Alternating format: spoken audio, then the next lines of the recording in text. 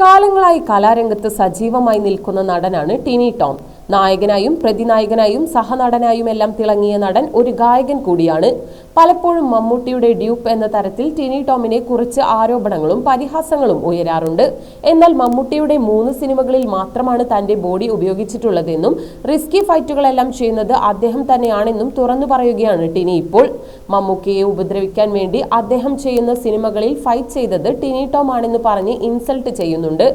ആകെ 3 പടത്തിൽ മാത്രമേ എന്റെ ബോഡി ഉപയോഗിച്ചിട്ടുള്ളൂ. അടുത്തിടെ കണ്ണൂർ സ്ക്വാഡിന്റെ ലൊക്കേഷനിൽ ഞാൻ പോയിരുന്നു. നീ ഇപ്പോൾ എന്റെ അടുത്തിരുന്നാൽ ആൾക്കാർ പറയും എനിക്ക് വേണ്ടി ഫൈറ്റ് ചെയ്തത് നീയാണെന്ന് എന്നാണ് മമ്മൂക്ക പറഞ്ഞത്. കാരണം അത്രയ്ക്ക് വേദനിപ്പിക്കുക എന്നതാണ്. ഒരു കലാകാരൻ നശിച്ചു കാണാൻ കുറെ പേർക്ക് വലിയ ആഗ്രഹമാണ്.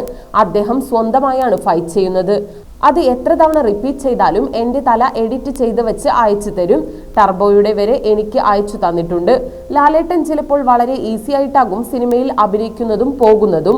മമ്മൂക്ക കഷ്ടപ്പെട്ട് ഉണ്ടാക്കിയെടുക്കുന്നതാണ് ഓരോ റോളുകളും. മമ്മൂക്കയുടെ ഒരു സിനിമയിൽ ഭാഗമാകാൻ പോലും പറ്റാത്ത അവസ്ഥയായി എനിക്ക്. ഡ്യൂപ്പിന് വേണ്ടിയാണ് കൊണ്ടുവരുന്നതെന്ന് പറയും. 3 പടത്തിൽ എന്റെ ബോഡി ഉപയോഗിച്ചു എന്നല്ലാതെ അദ്ദേഹം ചെയ്ത റിസ്കി ഷോട്ടുകളിൽ ഒന്നും ഞാനില്ല. അത് അദ്ദേഹത്തിന്റെ കഴിവാണ്. ദൈവം കൊടുത്തിരിക്കുന്ന ഒരു ശക്തിയാണ്. ഹാർഡ് വർക്ക് ചെയ്താണ് അദ്ദേഹം സിനിമയിൽ നിൽക്കുന്നത് എന്നാണ് ടിനി ടോം പറയുന്നത്.